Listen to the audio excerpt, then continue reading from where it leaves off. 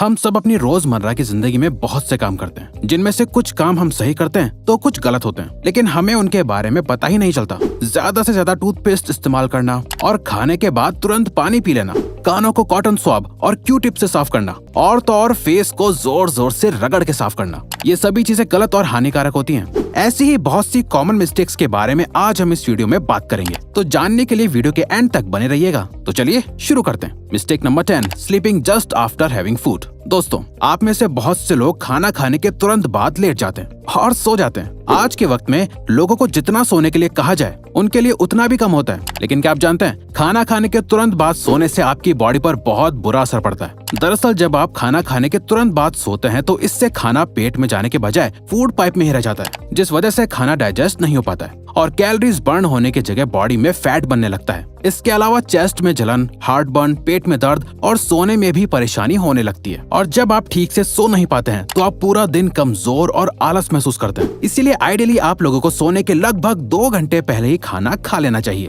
और तो और खाना खाने के बाद आपको थोड़ा घूम भी लेना चाहिए, जिससे खाना जल्दी डाइजेस्ट हो पाए। Mistake number 9, sharing makeup brushes and razors. Sharing is caring वाला कोट तो आप लोगों ने बहुत बार सुना होगा, लेकिन हर चीज को शेयर करना आपके लिए बहुत नुकसानदायक साबित हो सकता है। जैसे लोग अक्सर एक दूसरे के मेकअप इस्तेमाल कर लेते हैं, लेकिन क्या आप जानते हैं ऐसा करने से आपको अलग अलग इन्फेक्शंस हो सकते हैं। असल में दोस्तों, हमने आपको पहले भी एक वीडियो में बताया था कि फेस और आईलैशेस पर पैरासाइट्स होते हैं, और जब आप एक दूसरे का मेकअप इस्तेमाल करते हैं तो ये पैरासाइट्स आपकी आंखों और फेस के अंदर जाकर इन्फेक्शन कर सकते हैं, जिससे आपको बहुत सी सीरियस प्रॉब्लम्स हो सकती हैं।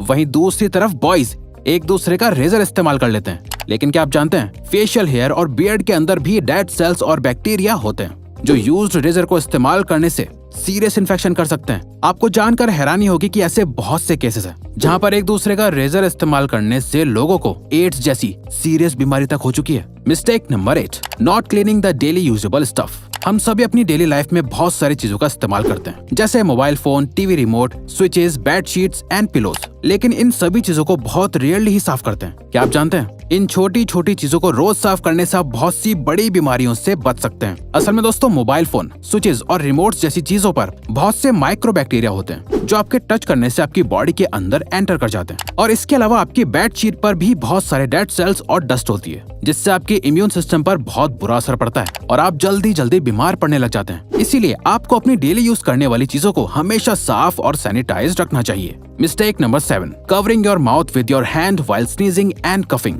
आपने अक्सर लोगों को कहते हुए सुना होगा कि खांसते और छींकते वक्त हमेशा अपने फेस को ढक लेना चाहिए, लेकिन क्या आपको फेस को सही ढंग से ढकने का तरीका पता है? दोस्तों, आपको कभी भी खांसते और छींकते वक्त अपने हाथों से फेस को कवर नहीं करना चाहिए। असल में दोस्तों, जब आप खांसते या छींकते हैं तो बहुत से जर्म्स आपकी बॉडी से बाहर निकल जाते हैं, और जब आप इस दौरान फेस को हाथों से कवर कर लेते हैं तो वो हार्मफुल जर्म्स आपके हाथों पर आ जाते हैं। तो जाने अनजाने में वो जर्म्स आपके हाथों से वापस आपके शरीर में एंटर कर जाते हैं। इसीलिए दोस्तों, आपको हमेशा खांसते और छींकते वक्त हाथों की जगह एक साफ टिश्यू पेपर का इस्तेमाल करना चाहिए, जिससे आप तुरंत डिस्पोज कर सकें। एक बार इस्तेमाल करे हुए टिश्यू को भी आपको बार बार इस्तेमाल नहीं करना चाहिए। मिस्टेक नंबर 6, आज के मॉडर्न जमाने में बड़े नेल्स रखना और उन पर आर्ट करवाना फैशन बन गया है। इसके साथ साथ ही कुछ लोग ऐसे भी होते हैं जो अपने नेल्स को दांतों से चबा लेते हैं। लेकिन दोस्तों, क्या आप जानते हैं नेल्स को काटने के बाद जितना इम्पोर्टेंट हाथों को धोना होता है, उतना ही इम्पोर्टेंट नेल्स को ट्रिम करना भी होता है। असल में दोस्तों, नेल्स में एक गुलाबी हिस्सा होता है जिसमें बहुत सी नर्व्स होती हैं, और साथ ही ये नर्व्स बहुत सेंसिटिव होती हैं,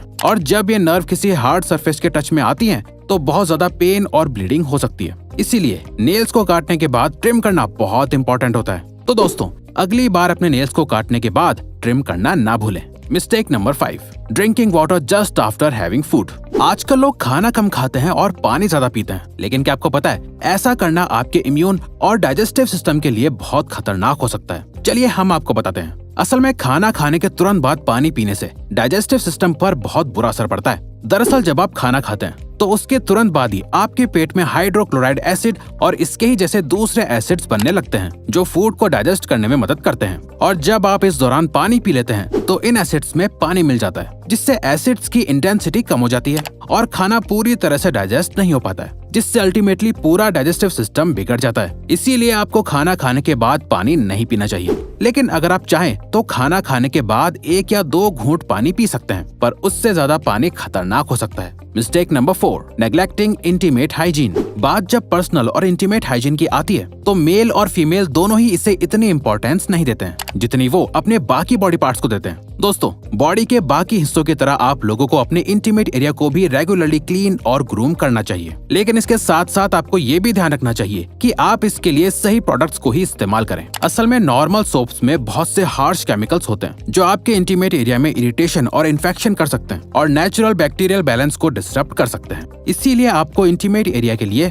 स्पेशली मेड प्रोडक्ट इस्तेमाल करना चाहिए और किसी भी तरह की इंटीमेट प्रॉब्लम को नेग्लेक्ट नहीं करना चाहिए। आपकी इंटीमेट हेल्थ आपकी अल्टीमेट हेल्थ के लिए कॉम्प्लीमेंट्री होती है। Mistake number 3, taking excess toothpaste on toothbrush. हम सभी को लगता है कि जितना ज्यादा टूथपेस्ट लेंगे दांत उतने ही ज्यादा साफ होंगे, लेकिन ये बिल्कुल भी सही नहीं है, बल्कि इससे तो आपको बहुत नुकसान हो सकता है। असल में दोस्तों, टूथपेस्ट को बनाने के लिए सोडियम क्लोराइड और प्रोपिलीन ग्लाइकोल जैसे केमिकल्स का इस्तेमाल किया जाता है। ये वही केमिकल्स हैं जिनकी वजह से टूथपेस्ट में झाग बनते हैं। लेकिन क्या आपको पता है, सोडियम क्लोराइड का इस्तेमाल चूहे मारने की दवाई में भी किया जाता है। जी हाँ, ये बिल्कुल सच है। अब आप खुद ही सोच सकते हैं कि ज्यादा पेस्ट लेने से आपके दांतों पर कितना बुरा असर पड़ता है। ज्यादा पेस्ट लेने से दांत साफ होने के बजाय कमजोर होते हैं और मसूड़े भी कमजोर पड़ते हैं। इसीलिए आपको हमेशा पी साइज यानी मटर के दाने के बराबर ही पेस्ट इस्तेमाल करना चाहिए। इसके अलावा आपको दिन में 2 बार ब्रश करना चाहिए, एक बार सुबह और एक बार रात को खाना खाने के बाद, ताकि आपके मुंह की सफाई पूरी तरह से मेंटेन रहे।